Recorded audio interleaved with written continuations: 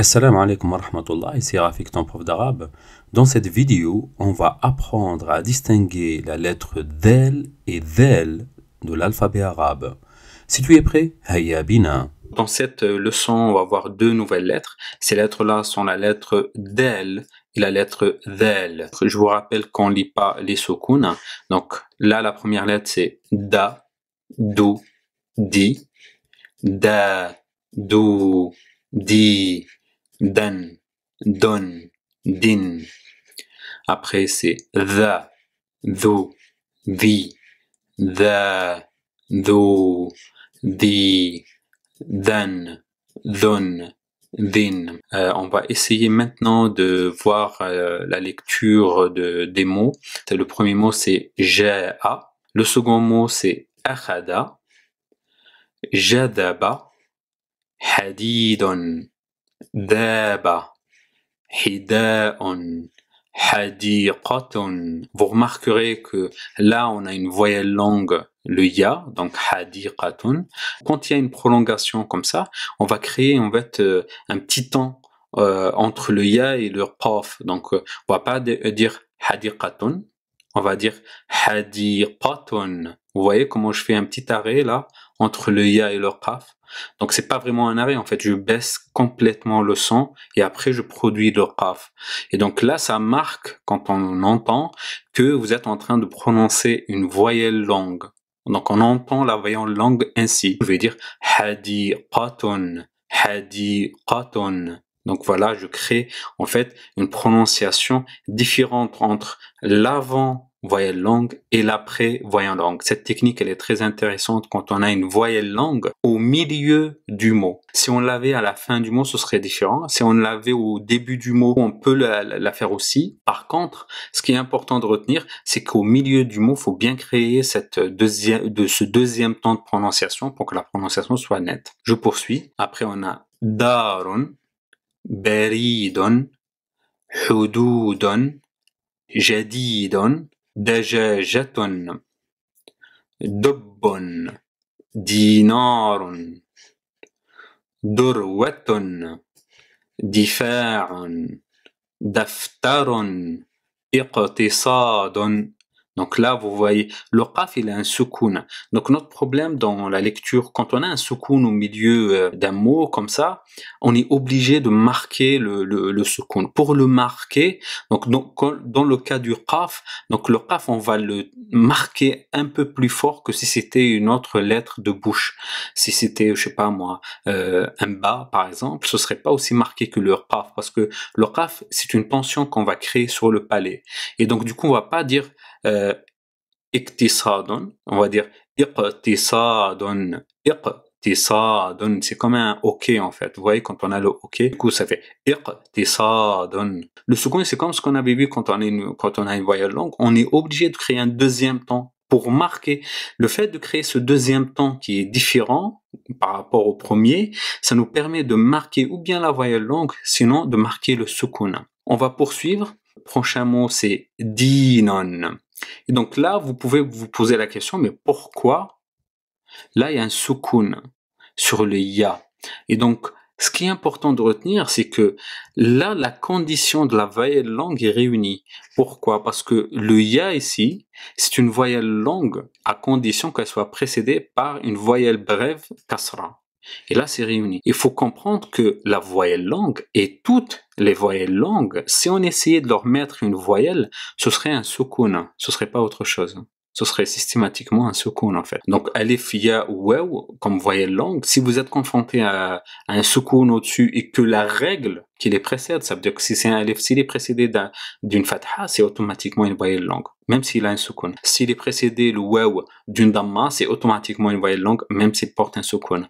Et le ya, c'est automatiquement une voyelle longue s'il est précédé par une kasra. Je poursuis. Donc on a le mot maddatun, mawaridun, madinatun, mudirun, idaratun, dukkanun, iyadatun, madrasatun, صيدلية, Et voilà, on termine maintenant la lecture. Ce que je vous demanderai, c'est de faire la même chose, donc essayez de lire ces mots-là. Tu veux apprendre à lire, écrire, comprendre et discuter en arabe? Que tu sois novice ou que tu cherches à perfectionner tes compétences, notre programme Apprendre la langue arabe est adapté à ton niveau. Parmi les forces de notre programme, des cours particuliers avec des professeurs natifs et passionnés. Une application mobile te donne accès 24 heures sur 24 et 7 jours sur 7 à une multitude de ressources pour apprendre la langue arabe. Et tu peux même financer tes cours avec le CPF. N'est-ce pas génial? Alors, es-tu prêt à te lancer dans l'aventure? Clique dès maintenant sur le lien dans la description et le commentaire épinglé pour en savoir plus. À tout de suite.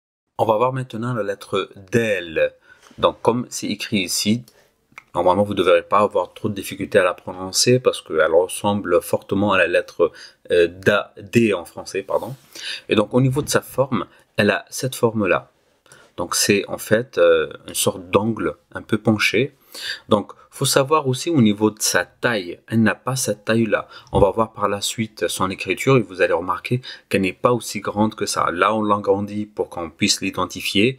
Par contre, faut bien mémoriser le fait qu'elle est un peu plus petite que ça et même beaucoup plus petite que ça. Quand elle est sous sa forme isolée, donc elle a cette forme-là. Au début et au milieu du mot, donc vous remarquerez que j'ai mis ce trait rouge ici et ici. C'est comme pour le cas de la lettre Aleph. Si vous reprenez les vidéos, la première vidéo sur le Aleph, donc la lettre Del, tout comme le Aleph, ne s'attache jamais à la lettre qui la suit. Elle s'attache uniquement à la lettre qui la précède. C'est pour ça qu'ici, on a le trait, quand elle est au milieu du mot, qui l'attache à la lettre qui la précède, mais pas du tout à la lettre qui la suit.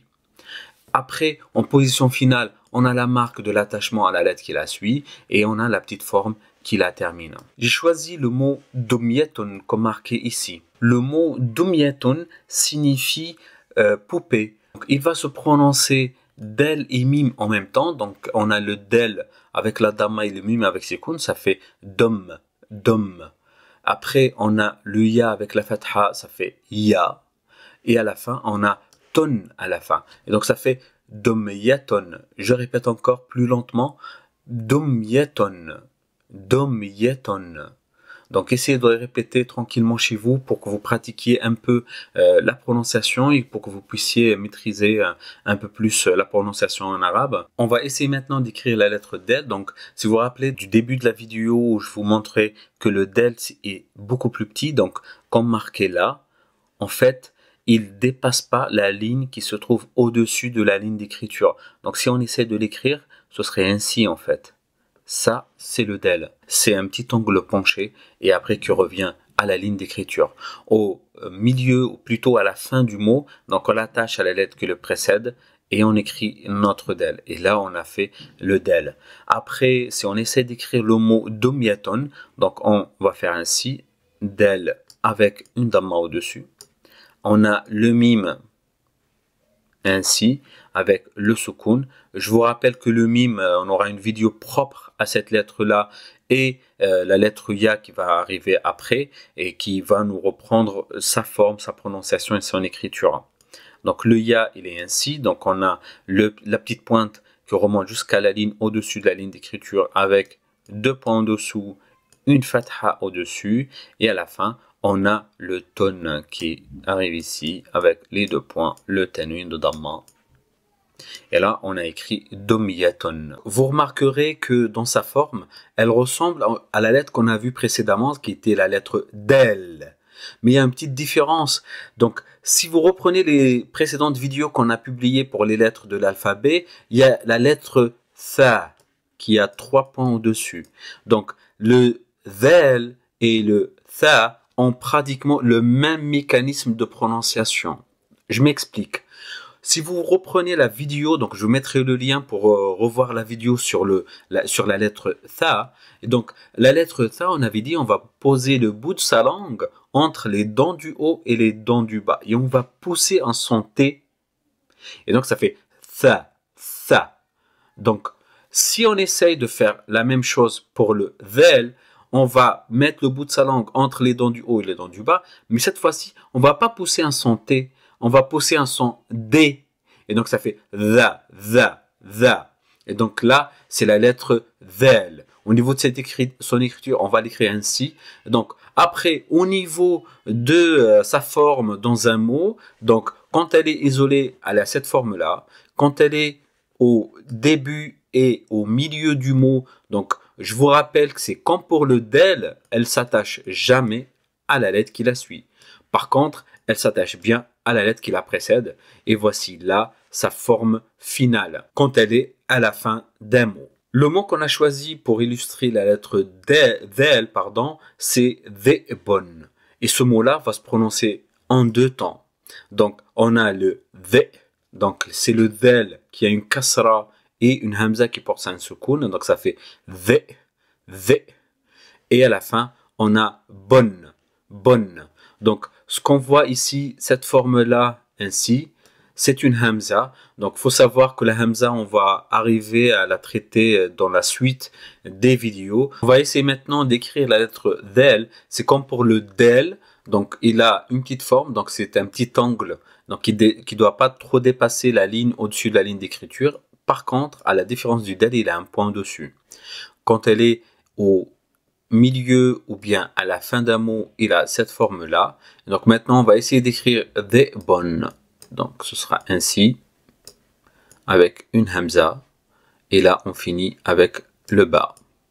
Donc, les voyelles. Donc, on a une kasra, un soukoun ici, et un tanwin de damma qui se situe juste là. Voilà, dhebon, qui signifie les loups d'ailleurs. Clique ici pour découvrir la leçon suivante.